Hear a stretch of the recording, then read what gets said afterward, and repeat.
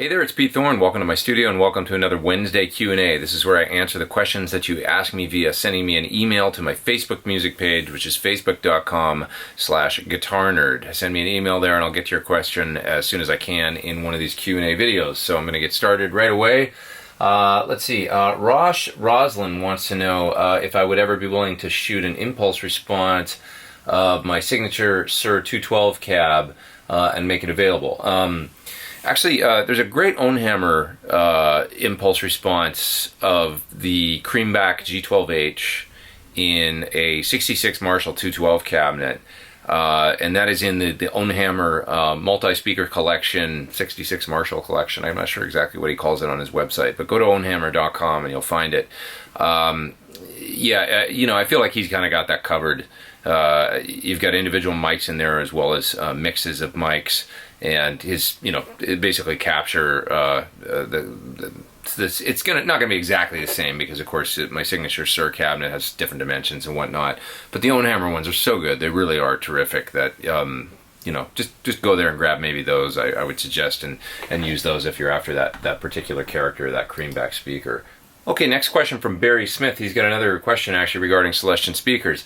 He says he's got an oversized 212 cabinet. He's got a Bogner Shiva KT88 20th anniversary head. Yeah, it's a matching Bogner oversized cabinet. It's got two vintage 30s in it. And he finds them a little bit aggressive, kind of in the upper mids and top, maybe a little harsh or fizzy, and he's wondering if replacing one of them with an A-type would be helpful. I'm not a huge fan of mixing speakers, I guess. I find that two good speakers that basically have the tonal character that you want is the way to go. For me, anyway. That's what I found. You might just want greenbacks. The problem with the greenback is that it's a little lower wattage than maybe the Shiva, is capable of putting out in a 212. So maybe you might want to check out the Creamback. Maybe the Creamback 65 would be a good option for you. The A-type, yeah, give it a go. The A-type is a good option if you basically want a darker, warmer top end without any fizz. That's what they created that speaker for, was to be sort of an American type speaker, but that has some of the characteristics of like maybe an old worn-in greenback when it's pushed. That's the way I understand it anyway. And yeah, they do sound really quite good, overdriven as well as clean. So yeah, I'm going to say that either keep the master down on your amp low and use two greenbacks in that cabinet, or not that low, but reasonably low. You just don't want to blow up a 25 watt greenback. A-types, greenbacks, maybe the Creamback 65. Those would be your options as far as the Celestion speakers go if you want to kind of tame that top end of a V30. Oh, I almost forgot. Another good option is actually the V-type. V-type is a speaker that kind of, to me, sounds halfway between a greenback and a V30. It's actually a really, really good option. They're quite inexpensive. I've got a V-type demo on my YouTube that you can find as well if you want to hear what that speaker sounds like. Okay, next question comes from Kevin Standridge, and he is wondering if I'm familiar with the 18 watt Marshall type circuit. Because he's looking for a pedal to use as a boost for solos into an amp. He's got basically an 18 watt like 1974 style amp. Let's see here, he has tried a TS-808. He finds it a little nasally. I would say, okay, a couple of pedals off the top of my head. I'm really digging the Tim Pierce overdrive lately from Rocket. It's really great. The Dude overdrive from Rocket's also a really nice pedal. Nasally, maybe try something along the lines of the Naked overdrive from Tone Freak. That's a really, really cool overdrive in front of a dirty Marshall style amp. The Tumnus maybe from Wampler, or also the Archer from Rocket. That's a great one. Both of those are sort of Klon style. I'm really digging Klon style pedals these days into kind of gained up Marshall style amps. They don't sound like a tube screamer. They do a different mid thing. They also sound bigger and kind of expand in the mids, but they do, I think it's kind of a lower mid thing. And to me, it just sounds like you kind of turned your amp up like more. They're just kind of a more pedal. So yeah, Tumnus, Archer, maybe the Tim Pierce overdrive if you really want some drive in the circuit. It's also got a killer it's basically sort of like a clean boost, but the boost side of the Tim Pierce Overdrive was really meant to emulate the power section of a Naylor Superdrive 60 when it's driving hard. And just a terrific sounding pedal. And then I'll throw one more thing in the mix, so to speak. How about a treble booster, like a 65 amps? My memory fails me today. The Color Boost. The Color Boost is a fantastic pedal. Now it's going to be more of a colored option, hence the name. It's got a little bit different thing that it adds to the tone, but what a thing it is! It's so cool. Kind of addictive when you turn on a pedal like that. Sir Coco Boost too. Let's throw that out there. That's more of a mid-range boost. Got a clean boost and a mid-range boost in one, but really cool for hitting the front end of the amp, and kind of makes it a little rude and aggressive and poke through the mix kind of for solos, and does it in a different way, not as smooth as like a Tube Screamer or something. It's a little more like raw, but really great for making a part cut through. Okay, next question is from Righty Man. I like it. Guy named Righty Man. Good name. He says he's a longtime fan. He studied my Eruption videos for months, but he still can't play worth a shit. Oh, but good enough for some drunks in smoky bars. Well, hey. At least you're making some people happy. His question is, on tour with the guy from Japan, Toyoshi Nanguchi, do you speak Japanese? If not, how does that work? I studied really hard. Hi, watashi wa nihongo skoshi nashimasu. I am benkyou shite, which means I'm a student. But I've been working on it a little bit. I really enjoy learning Japanese.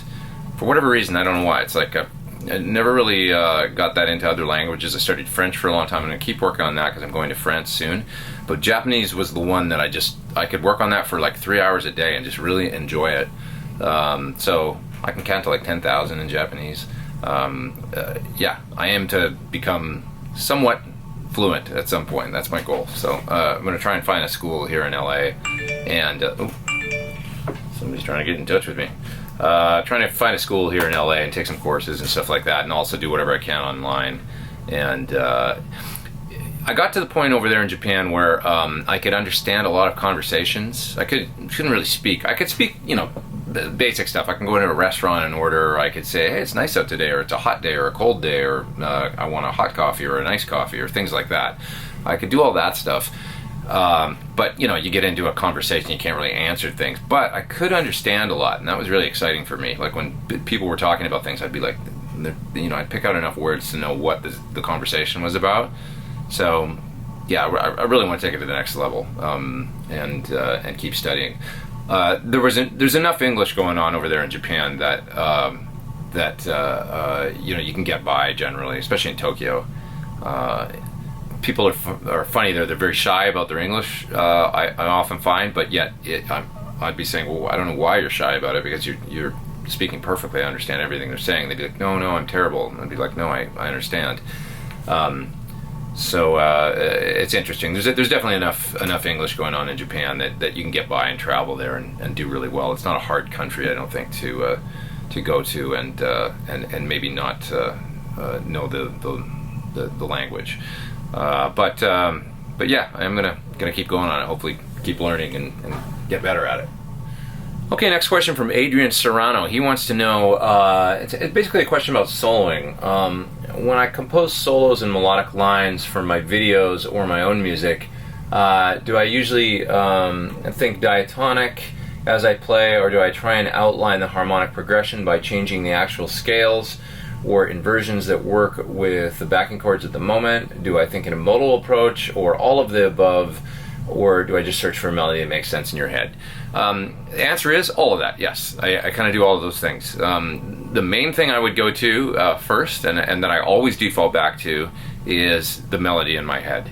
So, if I find myself maybe meandering around and not finding anything that's that interesting, especially when I'm talking about like the melodies here, not necessarily guitar solos, but like lines that are like kind of the the key melodic phrases in a song. I'll sometimes, if I'm playing, two sort of guitaristic things, like within a scale pattern or something, and I realize I'm doing that, I'll take a step back and maybe put the guitar down and just try and sing, maybe, or hum a melody, and see where you go with it. Because once you take your sort of learned licks and muscle memory stuff out of the equation, you're going to get much more truer sort of melodic sense going on. Now the trick is to get good, I feel like, at being able to hear the ideas in your head and then have them come out through the guitar, and most of the, like, instantly. And most of the guys I know that are really good improvisers, or what I consider to be exceptional guitar players and melodic guitar players, they can kind of do that. They seem to have, like, it's that, hearing a line in their head and it's going through them, it's coming out through the guitar, and it's just super cool. Tim Pierce is an excellent example. If you listen to the solo that he played in the Tim and Pete's Guitar Show episode, he plays a solo in the jam that we do in the opening part, and he plays some beautiful melodic stuff in there where he's playing really cool guitar licks, but he's weaving them together and tying the ends of phrases together with these gorgeous things that just make beautiful melodic sense. So he can kind of do that off the top of his head, and to some degree I can do that, but he's really a master at it. He's really, really terrific at it. Jeremy Stackel says he saw a video that I did a while ago about an ISO box I built to put guitar cabs into so I could record sort of more quietly in my old studio. Actually, that would be 2 studios ago. And he's asking if I ever experimented with any type of porting in the box and if it made a difference. To tell you the truth, I built that box and I made that video, and then I discovered I didn't really like the way the box sounded. So what I did was I got rid of the box. I tore it all up, took all this. I had kind of like some sort of insulation type microfiber, whatever, like 702 sound absorption stuff in there. And I tore it all out, and I used some of that, and then I bought some more sort of panels that are like acoustic style panels.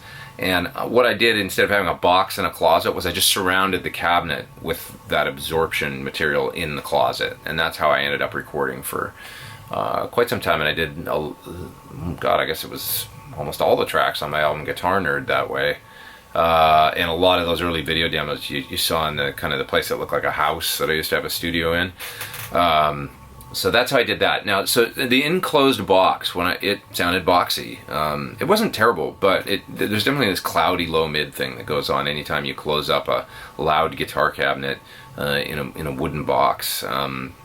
So you need space, I think, for a guitar cabinet to move some air. And something about getting rid of the box, the closet wasn't really much bigger than I built the box dimensionally to really fit right in the closet. I made it as big as I could, but having it all airtight and closed, it just sounded weird. And so once I got rid of the box, put the cabinet in there, mic'd it up, just surrounded it with soft stuff and some packing blankets and stuff, the volume really wasn't that much louder. I never got one single complaint or anything like that from neighbors in that place. And it sounded so much better. It just didn't have the cloudy low mid thing. It wasn't like a great ideal place to be recording guitar, but it worked fine. And I was able to get some good tones out of that setup. So I would say, unless you've got a really, really big area to build a box in, maybe just look into the thing that I got from it's a company called ClearSonic. And I used to use it in my previous studio with these Sorber panels. It's like the ClearSonic plexiglass thing, and I'd surround the cabinet with it. And then it had absorption kind of panels that you would attach to the plexiglass. And it's called the Amp Kit, I think is what or Amp Pack from ClearSonic. And they make them in different sizes. Then you can kind of close up the top with some panels. That thing worked really good too for sucking up like half the volume of an amplifier. It's not going to bring it down to nothing for sure. You're not going to be recording loud guitar in like an apartment by any means using this thing. But if you've got a basement in your house or something like that, and you could, then yeah, it's very helpful. Okay, next question is from Nikola from Belgrade, Serbia, and he's got a question about having a small kind of portable rig that he could plug in to play direct into a mixer. And he says he's tried the Tech 21 fly rig, which would be probably one of my first suggestions, but he finds it a little dry sounding. And he says, is there a rig that would be good for this, that would go directly into a mixer without an amp and without modeling? For an all-analog solution, the Tech 21 guys, they make those character series pedals. Those pedals have speaker sim outs on them, but I think that's kind of probably similar to what you're getting in the fly rig.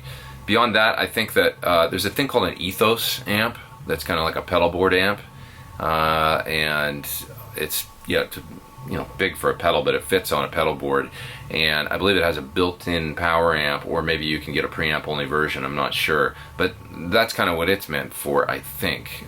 So look into the Ethos amp.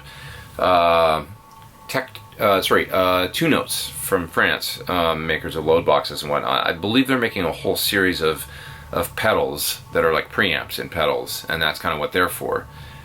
Not sure if they have speaker sim built in.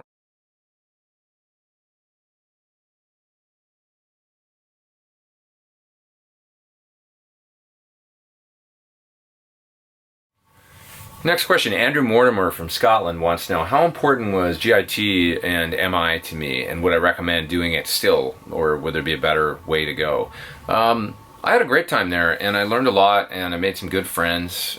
Some people I still stay in touch with, terrific guitar players and musicians in general from those days. I did learn a lot there. It's funny, I learned a lot of real world stuff at MI. Like, you would think that it was mostly like, scholastic kind of, I don't know, learning music theory or something like that, which I did learn some good things like that there. But I also learned, some good sort of real world lessons about like not taking myself too seriously. Like, performance is important, not just playing the right notes, like kind of being an extrovert and things like that. I learned a lot of that stuff when I was at MI.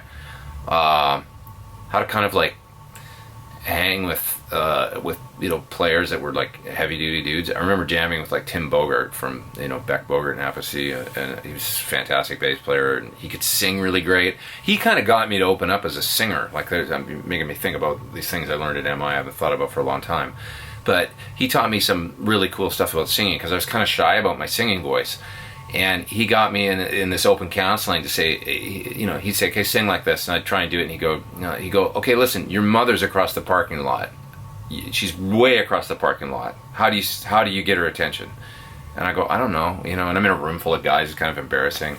And he's like, get her attention. You got to call her, And I go, I don't know, Mom, And he goes, that's not how you do it, Mom, And I'd go, okay, Mom! And he'd go, that's how you sing, Like, with that kind of projection, I was like, oh, okay. And then, we kind of went from there, and the lesson went on. He had me singing, like, better than I ever had before, with confidence. Singing out, singing loud, not being afraid to, So that was a really cool thing I learned at MI. Good memory. Okay, last question for today. Louis Philippe Lara, he wants to know about Les Pauls. He says, how would I compare all of my Les Paul or Les Paul style guitars? As I have a couple Gibsons, like my R9 and a custom, but I also have Yaron Les Paul style guitar and the Nags Steve Stevens style, the Scala. He wonders about whether or not with modern Les Pauls, like if part of the traditional sound is being left behind.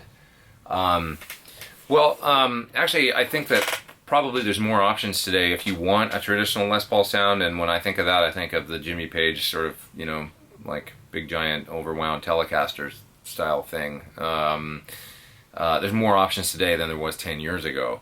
And maybe it's because of guys like Gill and Bartlett and these different dudes that were building really, really cool guitars, kind of, pushing the envelope to get back to the old thing.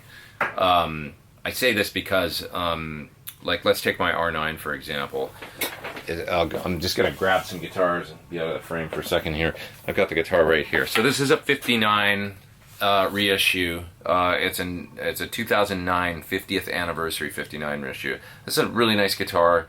I got it back then. I've used it a lot on the road and whatnot. It's cool. If I contrast this with, say, my Yaron LP style guitar, this guitar is a little more closed down sounding, a little more MIDI, and it's heavier a little bit.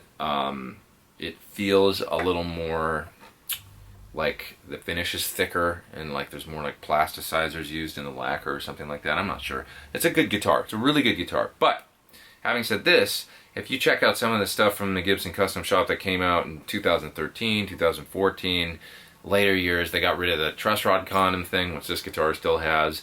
They started using hide glue, all this kind of stuff. And I don't know. I mean, maybe I sort of, in a way, it sort of bothers me, because it's like, I wish that this guitar had that. This is the 50th anniversary. I thought maybe this guitar would have all that good stuff. but no, not yet. So but it's all keeping it positive. You know, they did it in 2013, 2014. I think they're still doing them the same now. When I pick up some of those guitars, they feel really, really good to me. You know, like a little closer to the real thing. So yeah, so there's some good options out there. Even, you know, stuff from the Gibson Custom Shops. I think they're doing really nice stuff. So let me show you another guitar here. Gil Yaron stopped by and brought this by for me to check out. I can't keep it, unfortunately, but I'm checking it out. This is an unbelievable guitar. This is a variation on his Bone model, and you know, he builds the different iterations of the Yaron Bone model that are like, some of them have the mahogany kind of hollowed out, and then some of it replaced with a lighter wood called Paolona, which is a really, really light Japanese wood. So the guitars are very, very resonant and light, sound really cool. This one is not got that going on. This is traditional maple top, mahogany back, and some unique things. It's kind of like the Les Paul that never was. It has a unique angle on the neck where it joins the body, and the Tune-o-matic is quite close to the body because of that. It's got a little less neck angle. It's just sort of like a combination of very early 50s and late 50s Les Pauls in many ways, and Gil did that because he liked the tone of the early 50s Les Pauls that had a little less neck angle. So he's just experimenting with some different stuff. This guitar is unbelievable. Just incredible instrument. So guys like Gil are really pushing the envelope. I think, grab one more here, of course, my Scala guitar. So this guitar you can hear in the video that we did over at Tim Pierce's place for the Tim and Pete's Guitar Show, featuring Oz Noy. And Oz plays some really cool stuff on this guitar. So this guitar, you know, once again, it's kind of got some unique design attributes. It's got this vent in it here. So there's a bit of a hollow thing going on. And it sounds awesome. So with all these guys building these cool custom guitars, and then you know, Gibson themselves kind of getting back to some of the really cool things that they were doing in the late 50s, I just feel like there's tons of options out there. So we're certainly not losing all hope of, you know, having that traditional thing feel and sound in a modern Les Paul style guitar, I don't think. So I don't have it here right now, it's in my storage space, but the Nags Steve Stevens model, that is a very sort of like modern rock and roll take on the Les Paul. Very, very cool guitar. Yeah, total rock and roll machine. It's got a great neck on it, sort of higher output pickups. It's got Steve's bare knuckle pickups in it. It's just really cool. Some other ones of mine, like my Les Paul Custom, that guitar has a real deep sound, I find. Deep. It's kind of like my rock and roll machine. I use it for deep, like drop tune stuff. I played a lot of Soundgarden stuff on that when I was playing with Chris Cornell. Really, really good sounding guitar. So that about covers it for my Les Pauls, I guess. I've got a couple others, but not that I've used for some time. Anyway, all right, that's it for this week. Please hit subscribe if you haven't. Come back and see my channel often. I'd really appreciate it. Check out all the new Tim and Pete's Guitar Show episodes coming out. We got some great new ones that are coming soon with some really cool guests. And yeah, hey, have a great week. I'll see you next Wednesday. All right, over and out.